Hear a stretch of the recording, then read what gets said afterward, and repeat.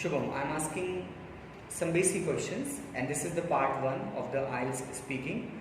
What job would you like to have 10 years from now and why?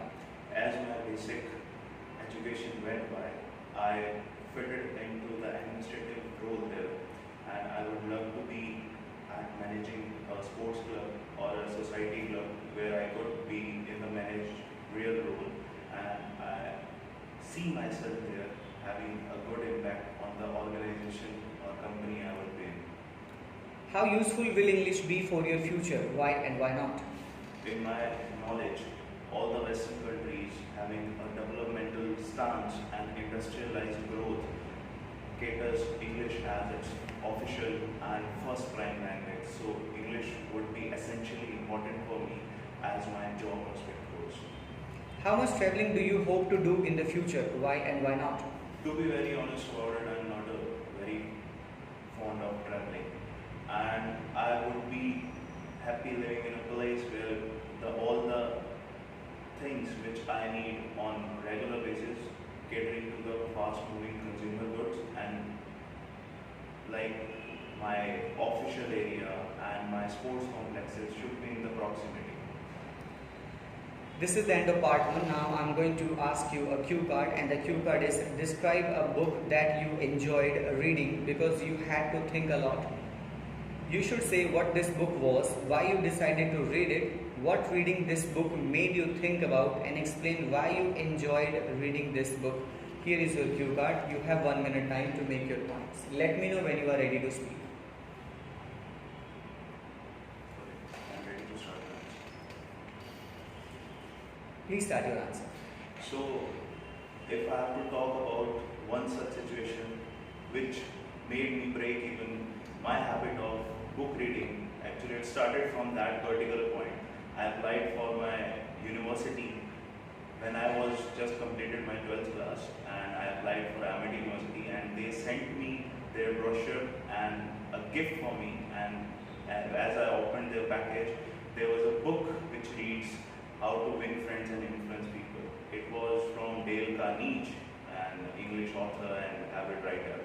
And so I went forward. I was not into the habit of reading books, and I tried to search about it on the internet, and it stated it's a self-help book and caters to the non-fiction sector.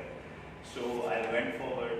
As I started to read the book, it got more interesting as it caters the practical situations we often are in our lifetimes, and we often make mistakes where we lose some relations and we get hard to crack a deal sometimes, and if we are in a business position, we sometimes are in a position where we are not able to cope up with our subordinates or our bosses or our juniors. We sometimes lose our emotions, and we are not in an even stance where we can be happy in our daily lives. So that book particularly, hit it on that part where you are in just usual roles on your daily timetable. So if I have to talk about one such situation there, so when you are at a mistake, you certainly try to justify your mistake, and you do not, let other person think that you are at mistake, because you always try to make yourself seem flawless. But that book hit it on that particular part, and Dale Carnegie tried to solve this issue that you have to accept your mistake, because human mind is designed that way. If a person accepts his mistake, the other person also realizes and gets a soft corner for you. So this particular book will be very influential for me, and it will create a habit for me when I have to read a self-help book. This is the end of part 2. Now I'm asking some follow-up questions, and first these questions are related to children and reading. What are the most popular types of children's books in your country? Children are generally related to the comic characters such as Batman, Superman and other cartoon characters, and then they get intrigued by more pictorial information they get. So I will think, as my knowledge goes, that would be comic books which are more of in presence in my country. What are the benefits of parents reading books to their children? Parents can always, you know, help their children get the morale and underlying objective of that storyline, and they can mold their child's mind through this by pumping information they think is relevant to map their child's mind in a manner they want to. So they can also hit the interest area of that child and can increase the listening habit of that child. Should parents always let children choose the books they read? There should be an overview limitation for the content a child needs to read, because sometimes it happens that the content is not appropriate to the child's age limit. But if the interest area comes into play, I think yes, parents can have let their child choose whatsoever they want to choose. How popular are electronic books in your country? Electronic books like Kindle, Amazon Fire Stick, and some things like that are coming up with a pace and impact because they are having very technological advancement punch, and I think they are having a little bit of here and there market share, but right now the dominance is of the paper-based books. What are the advantages of parents reading electronic books compared to printed books? Advantages would be, if I have to count, the prominent positive impact on the environment, because you save a lot of trees when you are into electronic books, and when you have to read paper-based books, obviously you have to cut down trees to make paper, and you have to have a negative impact on the environment, which in this current situation of modernization is not very good. Will electronic books ever completely replace printed books in the future?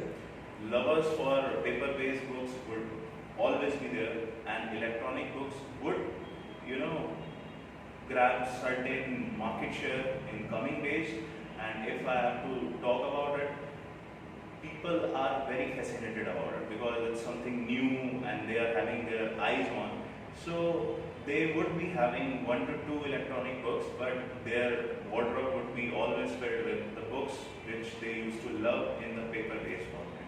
Shubham, this is the end of part 3, the follow-up. Now I'm asking the basic questions again from the part 1. Okay. And your first question is, which social media websites do you use and why? I am certainly connected with the Instagram and Facebook because it helped me connect with my friends. Because in this era of modernization, we really get time from our busy schedules to connect with each other. So I think it's really relevant for me to be connected with my peers. How much time do you spend on social media sites, why and why not? I am generally not very fond of social media platforms, and I try to closely knit with people whom I am really close to in my heart. So I generally spend 30 to 40 minutes per day on these platforms. What kind of information about yourself have you put on social media, why and why not? I have put my basic information, but not the complete address where I live.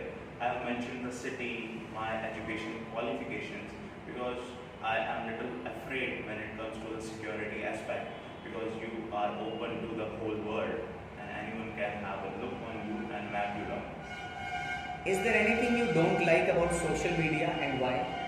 People nowadays share too much personal knowledge on these platforms, and I think that it's not appropriate when you share just what is not required, because it can have a negative influence, as this era is more of social threat to your security and safety. This is the end of part 1. Now I'm going to ask you a part 2, like this is a cue card. Describe something you liked very much which you bought for your home. You should say what you bought, when and where you bought it, why you chose this particular thing, and explain why you liked it so much. Here is your cue card. You have 1 minute time. Let me know when you are ready to speak. Yeah, ready to speak, sir. Please start your answer. So we have this very wonderful television set in our lobby area, but it's a huge complex area. So we are very having problematic situation where we cannot hear the sound of that television set very clearly. So we use sit in that particular area on the dining table with me and my family members. Though we are not many people, still we lose the oomph of that television show when we are into something. So we were deciding on this particular thing that we should buy a separate speaker set for that, and I was really searching for it on the online platforms and on the offline too. And I went to many offline shops to try one, and I zeroed on the fact that I need the JBL speaker set because they were having the perfect sound effect I needed. So as their price were retailing on the MRP and it was really out of my budget, but on the Amazon just last Saturday, I was able to sport them on the 50% discount. Actually, I was having a look on my Instagram feed, and as you know, the automatic recommendations you get when you are on Google platform. So it popped up, and I just landed on the Amazon. Then I purchased that speaker set for my television, and everyone was amazed that I was able to get that good speaker set for so much lesser price. And as we watched our favorite television program, and the sound effect was appropriate, everything was fine, and we were really happy for that. This is the end of part 2. Now I'm going to ask you some questions, some follow-up questions, and these questions are related to creating a nice home. Why do some people buy lots of things for their home? Because the home is somewhere you spend your most of the time, and people want to make real nice experience of their lifetime, so they buy plethora of products so they can be happy and good. Do you think it is very expensive to make a home look nice? I don't think so. If you buy products which are retailing at a great discount, and which certainly you can buy in the off-season time, you can have to shell out lesser money than we think we have to spend. So it doesn't cost a lot of money to make your home a good place. Why don't some people care about how their home looks? Sorry. Why don't some people care about how their home looks? Because certainly they do not spend a lot of time in that particular place, and they just treat it as somewhere they just have to take rest or nap, and they spend most of the time outdoors. And if I have to talk about some professions like freelancer, photographers, designers and architects, they spend most of their time in the remote locations where they do projects catering to the people's demand. So this can be a reason. In what ways is living in a flat or apartment better than living in a house? It depends on the personal prospect, to be very honest. As some people feel more secure when they are surrounded by many people around them, and they think that the security prospect is one such priority where they have to place a high. And safety, in my opinion, is not a bad idea when you have to consider living at a place. Do you think homes will look different in the future? Certainly, because the population is increasing with a huge surge, and we have less land to just cover up this accommodation issue. So flat system would be there. Right now, if I have to roam around, I see bungalow system to be very prominent in my area. So due to limitation of land, flat system would be dominant. Do you agree that the kinds of homes people prefer change as they get older? Older people require a lot of greenery and calmness in their surroundings. So they look out for more open spaces than their younger counterparts. So definitely there would be a very prominent change as we get older, and we will look out for more relaxed areas to be. Shubham, this is the end of part 3. Now I'm going to ask you again the basic questions for the speaking session. These basic questions are related to the neighbors. How often do you see your neighbors? Why and why not? In this particularly busy lifestyle, everyone is busy doing their household chores, or they are engaged in their official assignments and work. So rarely I get to see my neighbors here But in the evening time, when they return back from their home, back from their work to home, they get to greet and meet me.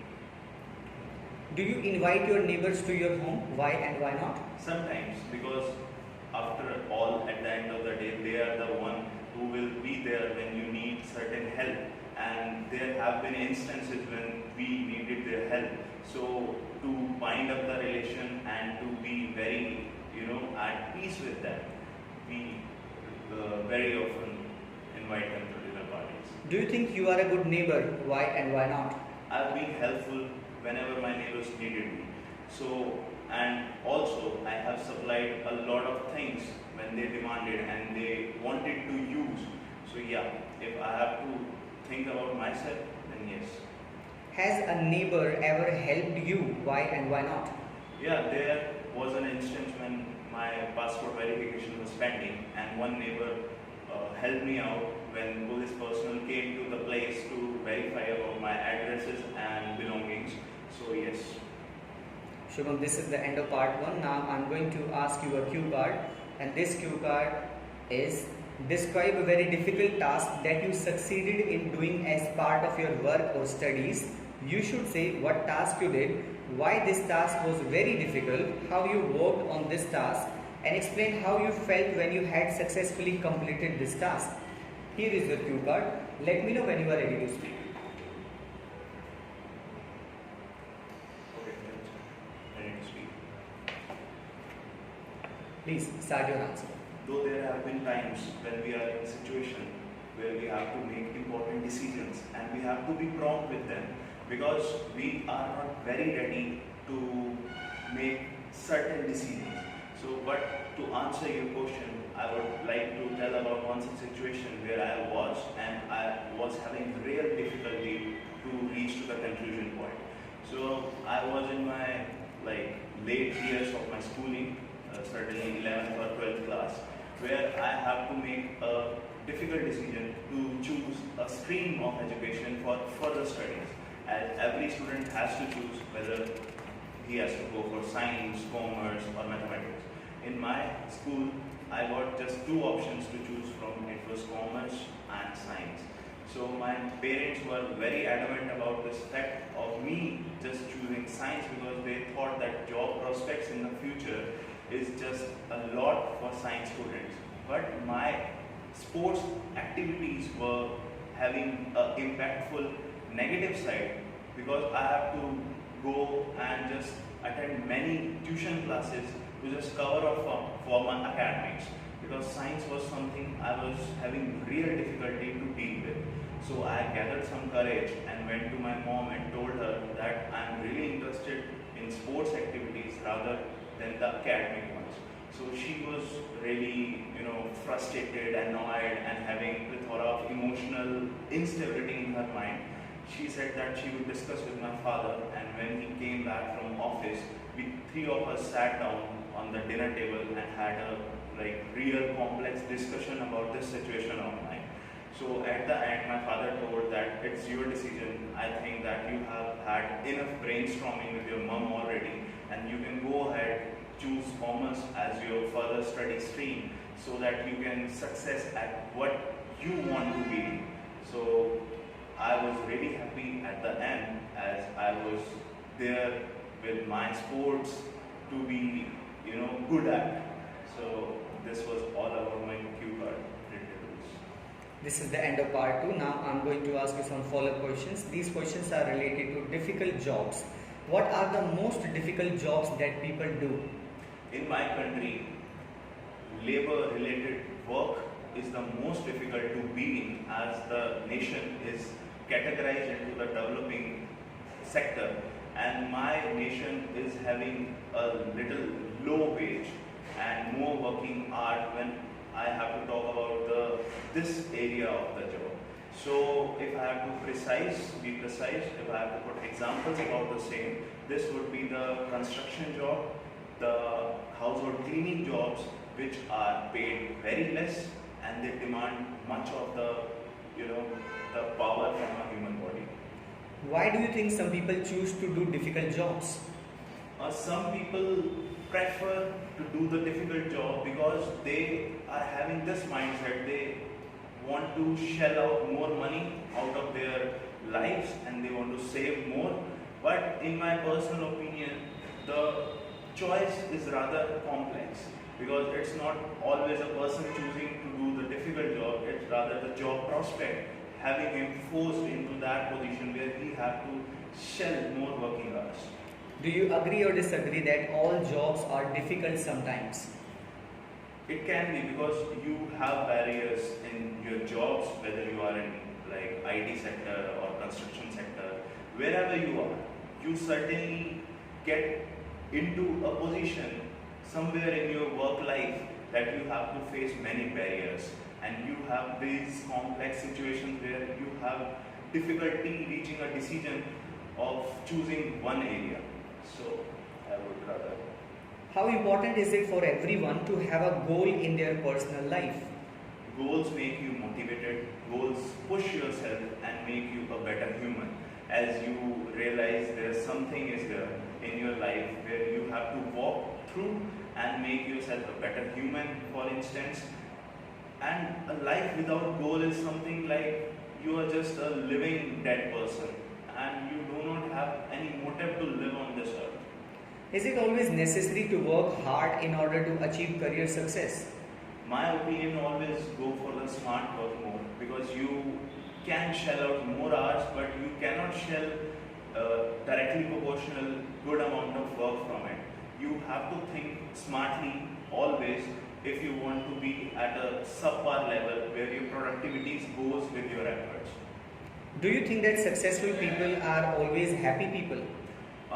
In my knowledge, success doesn't always cater to more happiness as it also depends on the type of health level you are having, also the near and dear ones you are having, also your emotional stability is at which stance currently. So there are plethora of many factors which impact your happiness level. This is the end of part 1. Now I'm going to ask you the session 1 of the speaking part, and I am going to start it with part 1 first. And these basic questions are related to the neighborhood, your neighborhood. First question is, do you like the neighborhood you live in? Why and why not? My neighborhood is very green and peaceful area to be in, and my area is livable to the extent my knowledge goes.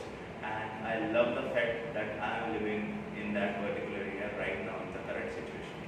What do you do in your neighborhood in your free time?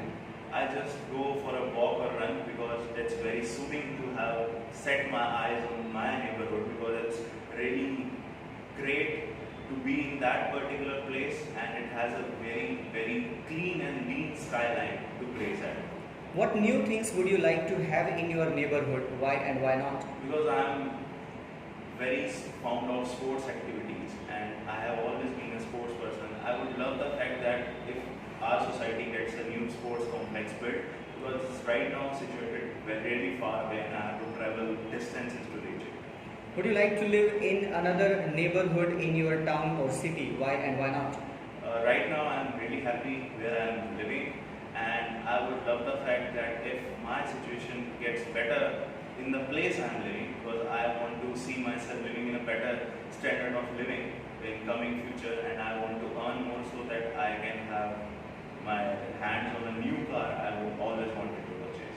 This is the end of part 1. Now I am going to ask you a cue card. Describe a website that you have bought something from.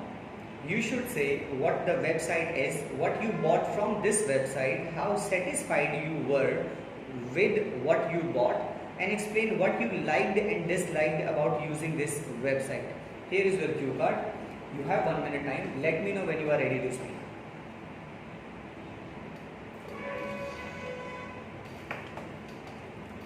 Please start your answer. I'm not a very online buyer when it comes to purchasing goods for myself and my family members, but this COVID pandemic has pushed me to buy and purchase things online. As I used to somewhat buy certain things rarely from shopping websites such as Myntra, but certainly from the last some purchases, I have observed that Myntra is sending me goods which are reused, and they are they are worn by someone and they felt second hand. So I always wanted to buy a pair of good running shoes, and I got to know from my friend that Adidas India directly retails and sells products from their own website. So I thought, why not give this particular their own website a chance? So I went forward and I popped my eye onto the screen, and I was really fascinated by the fact that right now the discount was trailing at 50%. So I went ahead and ordered the pair of shoe I was looking for from past several months. So to my surprise, the package arrived in just 2 days. It never happened with Myntra in the past certain purchases. And I opened the package, it was just brand new, it was so smelling fresh, and I was really happy as I tried that particular pair of shoe, and it felt really nice as they fitted just perfectly. And I love the fact that they looked so flawless, and I had a thumbs up situation in that particular moment, and I felt really great to be a nice purchaser of those particular shoes, and I would in future also purchase shoes from that particular website. This is the end of part 2. Now I'm going to ask some follow-up questions, and these questions are related to shopping online. What kinds of things do people in your country often buy from online shops? If I have to talk about certain things, that would be electronic items more, and they just are reluctant to buy things which are like apparel, because they have this issue of sizing when it comes to the online buying of shoes and apparel.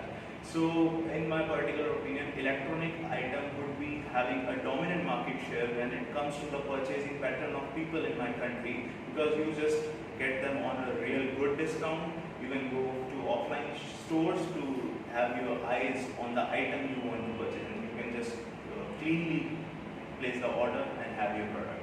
Why has online shopping become so popular in many countries? Online shopping gives you this advantage of purchasing items on heavy discounts, and you can always buy products at the convenience of sitting just at your home. So people in this busy life schedule prefer to just purchase and buy items on the go, so that they can save time and save money.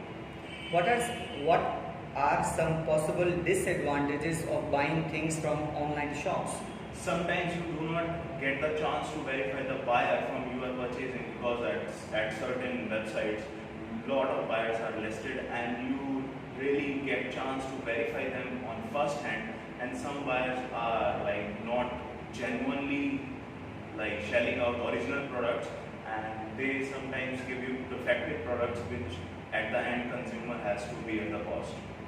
Do you agree that all prices of all goods should be lower on internet shopping sites than in shops? I think internet shopping websites saves on lot of processes which offline outlet has to offer. Online processes save a lot on the salaries they give to employees, the electricity cost which retail offline outlet has to bear. So retail outlets always save that money from the consumer.